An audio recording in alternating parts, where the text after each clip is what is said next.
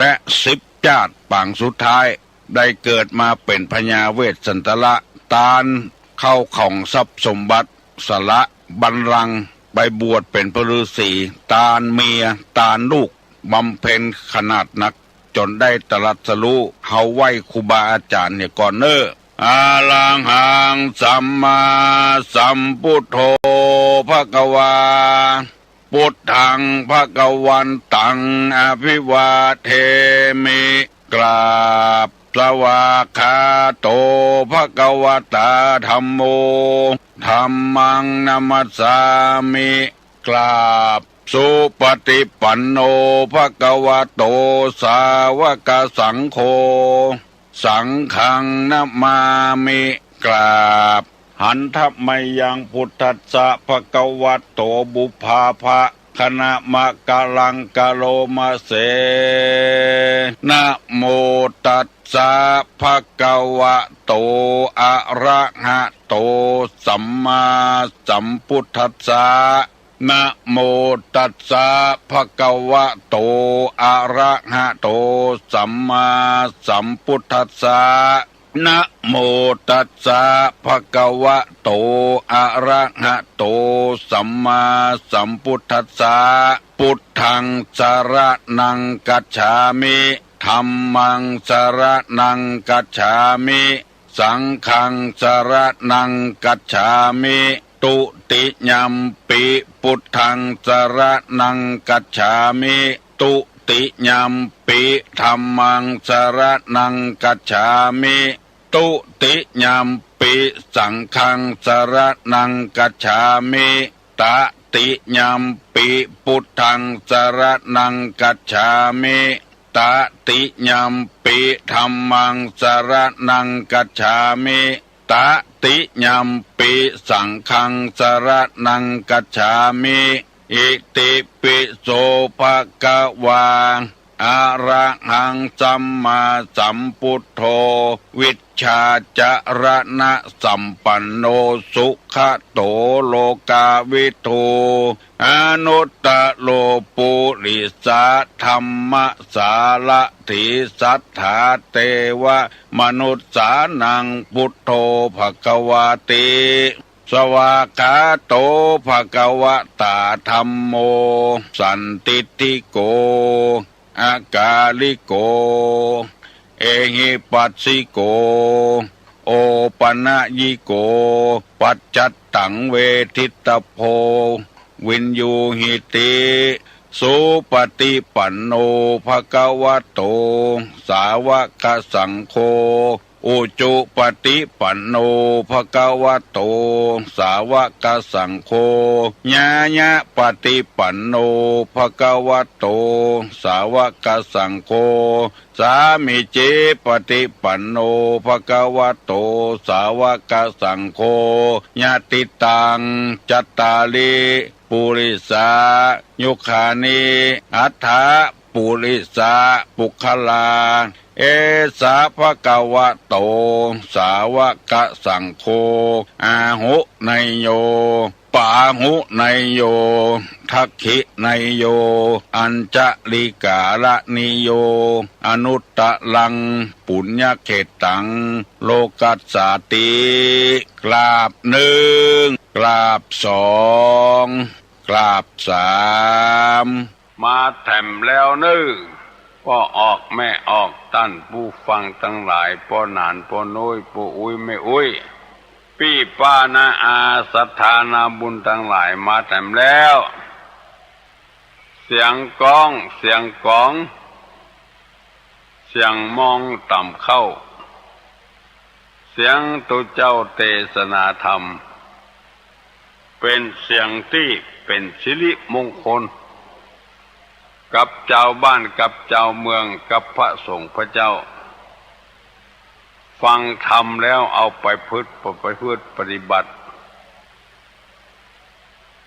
เอาก็ว่าช่วงเนี้ยเป็นช่วงพอดีลูกมานึ่งเข้าเป่าไฟเนี่ยการเนี่ยงานตอบแตบล้างถ้วยล้างช้อนซักผ้าซักครัว เป็นว่าบ่เป็นมงคลสำหรับคนบางหมู่เอาอาบายมุขมาเข้ามาบ้านรับเบิกแล้วก็ลุกขวายไปเป็นข้อคารหานินทาไปเป็นการรบกวนเจ้าบ้านไปเสียทุกอย่างมีอันอย่างมีอุปสรรคหมดมีหลายท่านที่เป็นหัวหน้าบ้านมีความปรารถนาอยากจะให้ธรรมะไปถึงลูกบ้านลูกจองผู้คนปรากฏว่าไปโดนเบรกไปรบกวนหูเปิ้นกำลังรับเปิ้นกำลังนอนเปิ้นยังบ่ลูกเตื้อไปกวนหูเจ้านายเพราะว่าเมื่อค่ำเมื่อคืนเปิ้นเอาไปกินไปแอวไปเล่นเอาเงินไปถลุงเมื่อวันมาลูกขวายโดนธรรมะเขาใส่เต้นยงเต้นย่างเป็นการรบกวนเปิ้นไปเหียเหมือนขี้เดือนถูกน้ำนอส้มมูลออกมาสร้างหาว่าพ่อหลวงก็ดีกำนันก็ดีออกเสียงตามสายทุเจ้าก็ดีไปสร้างความเดือดร้อนให้เปิ้น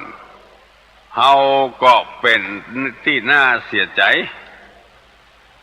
ทั้งที่เปิ้นจะให้ความร่มเย็นเป็นสุข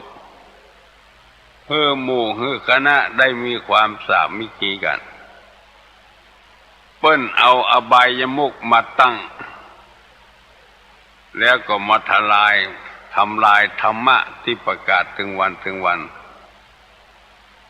เฮ้ยโอ้ใจเอาเถอะเนาะบ่ออกไม่ออกบ่ต้องกลัวพระพุทธเจ้าพูดว่าธรรมะย่อมชนะอธรรมอธรรมมีที่ไหนมันย่อมสร้างความเดือดร้อนที่หั่นอันความเดือดร้อนที่สร้างให้เปิ้นนั่นแหละทุกขโตทุกขฐานังให้ทุกแก่ท่านทุกนั้นถึงตัวแถมน้อยบ้านเฮาจะมีก็ขโมยมีกยาเสพติดทะลุขึ้นมาทำละเพราะว่าเมื่อค่ำเมื่อคืนบ่มีไอ้ยังไปสตางค์ไปเสาะซื้อกินไปเต้นไปลำบ่มีสตางค์ก็จะต้องค้ำพ่อค้ำแม่มีการลักการจกกันขึ้นแม้แต่ขบกก็ดีเสี่ยมก็ดีก็จะเอาไปขายเพื่อเอาสตางค์มาเล่น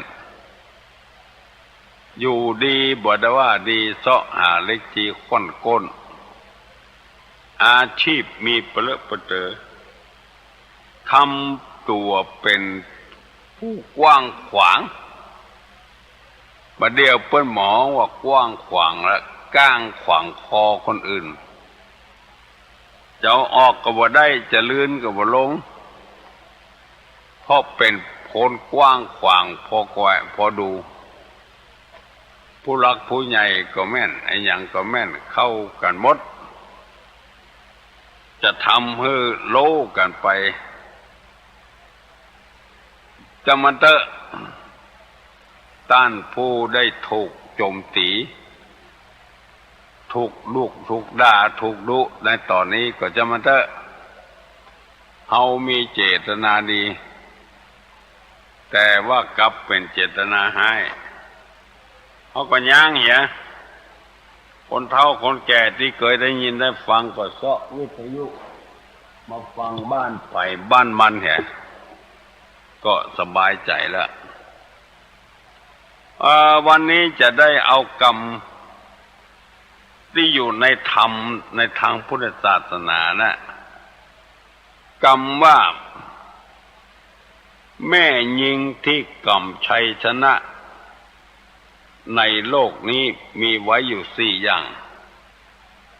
ผ ผู้หญิงที่กำชัยชนะไว้ในโลกนี้อยู่สี่อย่างผู้ใดสามารถทำตามคำสอนนี้สี่ข้อเรียกว่าเป็นยอดกัลยาณีแม่ยิงที่ยกย่องหน้ายกย่องหน้าสรรเสริญหน้าเอาเป็นตัวอย่างเป็นแม่ที่ดีเป็นแม่ขยันเป็นแม่ตัวอย่างอาจจะได้รับโล่แม่ดีเด่นมีอยู่สี่ข้อบางทีอาจจะนำเสนอไปบ้างแล้วแต่ว่าขอให้ผู้หญิงทั้งหลายได้ฮักศักดิ์ศรีตัวเก่าไว้นักๆเพื่อให้ได้เป็นตัวอย่างอันดีกับลูกต่อไปถ้าตำตัวอิลุยชุยแชกกินเหล้าเมายาเล่นการพนันโอ้ขึ้นร่องอย่างผู้ชายอันนี้มันจะเป็นกัลยาณีเพิ่นจะเล่าจะยายนิสัยติดไว้เผียวเท่าเผียวแก่เผียวลูกเผียวเต้าบุญผู้หญิงที่กำชัยชนะในโลกนี้มีอยู่สี่ข้อหนึ่งจัดการจัดงานดีอันนี้เป็นยอดกัลยาณีจัดการจัดงานดีบอกว่าจะมีการส่วนตัวการส่วนรวมกันมักจะอยู่บ่ได้ไปโจ้ยการเพิ่นถึงเฮามีเพิ่นก็มาช่วยการเฮามีความเข้าใจในสิ่งเล็กๆน้อยๆดาขันตั้งสูตรดาขันตั้งสูตรต่างๆที่มันบ่เหมือนกันมีผ้าขาวผ้าแดงนอกจากนั้นจะตานขันเข้าหัวไผอันใดเป็นขันสินอันใดเป็นขันน้ำตาลแม่ยิงจำพวกนี้เพิ่นจะจัดการให้หมดถึงเมื่อเท่าแล้วเนี่ยบ่ได้ก็จะจัดการให้ลูกให้เต้าทำแทนอันนี้เป็นแม่ยิงที่ดีที่สุดเพราะว่าบางคนบ่หูตัวเฮามีความดีอย่างพ้องบ่หูตัวพอเพิ่นได้เกียรติยศได้โล่ได้หยังมาก็รู้สึกว่าจะงุดหงิดเพิ่นได้ตัวบ่ได้ถ้าอยากจะฮื้อได้ตัวเพิ่นก็ฮื้อประกอบด้วยคุณธรรมข้อนี้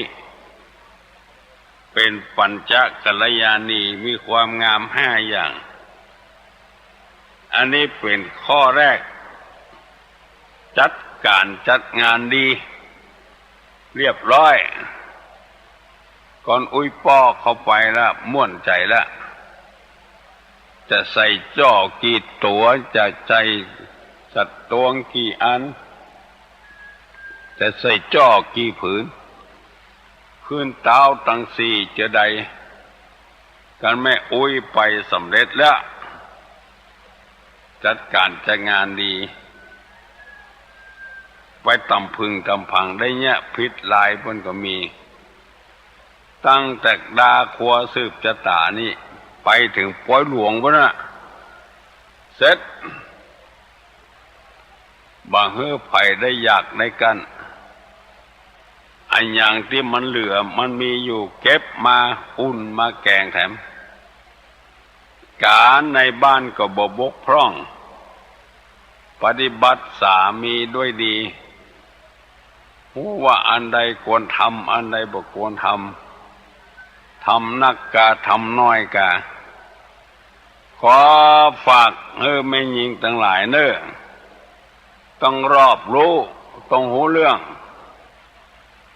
ตกตาเปิ้นเป็นดีใครหัวตกตาตัวเป็นดีใครให้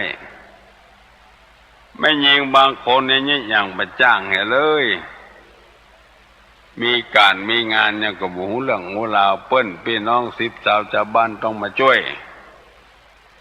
สละเวลาเหี่ยพ้องไปเอาแต่เงินแจ้งมาก็ไปฝ่ายมาก็มานอนรับแปะภัยตายเป็นเม็นเน่าขึ้นหอขึ้นเงินที่ไหนบ่ฮู้เรื่องมันจะลำบากใจตัวเองอันนี้ลักษณะของไม่ยิงที่ดีในโลกนี้บ่ต้องชัยชนะของไม่ยิงในโลกนี้เพิ่นมีการมีงานเพิ่นถึงไปห้องหาความจริงเรื่องเหล่านี้มันบ่ใจเหลือบากกว่าแหงเท่าใดเขายังมีมันสมองจะได้พอกอยได้อยู่เนี่ยได้อยู่แต่เขาขี้ค้านเอาแบบเนี้ยตามนั้นอันนี้เป็นข้อหนึ่งข้อที่สองส่งเคราะห์คนข้างเคียงของสามีไม่ยิงดีนะไม่ยิงที่มีปฏิปทาดีเป็นปฏิปทาดีกำชัยชนะในโลกนี้บางรายนี้ส่งเคราะห์กับพี่น้องตัวเก่าพี่น้องต่างผัวมาบ่ยินดียินบานบางรายบ่ปากห่อบ่คอจ้ำกับเพื่อนฝูงของต่างผัวทำเฮ้ยทำตัวเหมือนกับบ่ฮู้จักมักคุ้นตั้งตัวก็สงเคราะห์ตั้งผัวก็สงเคราะห์เหมือนกับพี่น้องของตัวหมู่เนี้ยหาได้ยากตามที่มาพ่อมากอยนี่ยังบ่พอยังเดือดแถมเลือดว่าพี่น้องต้องผัวมารบกวนเพื่อผัวได้ยินใจอ่อนบัดส่งเคราะห์บ่คบหาสมาคมมันบัดต่อหนทางให้ยาวไปหน้าไปตามมึงจะได้เปิ้งปะอาศัยกันอยู่จะไปแปลงหน้างอคอหักใส่ญาติตั้งผัวที่ตกลงนำมาสอนนี่มีเจตนาดีทั้งนั้นบ่ได้มีเจตนาชั่วร้ายอย่างสักอย่างคือไม่ยิงเอาประพฤติปฏิบัติตามนี้จะได้มีชัยชนะกำชัยชนะของผัวไว้ที่ผัวเบื่อผัวนายก็เพราะเหตุเนี้ยไปทางบ้านไปทางพี่ทางน้องพี่น้องทางผัวซ้อโอ้พ่อเมียเคียงเนาะหน้างอคอหักกรรมใดได้กรรมนั้นมันถึงเป็นอย่างนั้นกะอย่างวันเนี้ยคนเฮานี่มันหู้โลแสดงไอ้อย่างออกมามันหู้โลมันหันโลมันหันเตื้อเดียวก็ไปหากันละตายเป็นไม่เน่าก็ไปหากันละเจ็บเป็นเย็นอุ่นก็บ่ไปเยี่ยมไปใจกันตัดขาดเนี่ยไหนก็ได้เป็นแม่เฮือนแล้วก็ทำจัดการงานดีส่งเคราะห์พี่น้องตั้งผัวขาดตีนขาดมือน้อยนิดก็ช่วยกันไปได้ก็ช่วยกันไปก่อนโอ้ถ้ามันนักหนาปาปานแต่สุดเอื้อมแล้วเอาก็บอกกับพวกเนี่ยมันบ่มีจะเป็นนีบแกบเป็นน้ำมันบัดเดียวนี้คนบัดเดียวนี้จนได้น้ำมันแกบแปลงน้ำมันแกบมากินได้แต่ก่อนนี้มันมีจะไปนีบแกบเป็นน้ำมันบัดนี้มูนี้เป็นต้นก้อย ศึกษาหาลือกล้วยกระทำเปลี่ยนไปจะน้อยไหนเพิ่นถึงยกย่องเอาเป็นคนดีและเพิ่มเติมแถมพ่อดีเด่นก็ได้กันไปจัดนักแม่ดีเด่นก็ได้กันไปจัดนักใครฮื้อมันเด่นใครฮื้อมันดีแต่ก็เอาธรรมะ3-4 ข้อนี้ไปเพิ่มเติมแถมเติมต่อแถม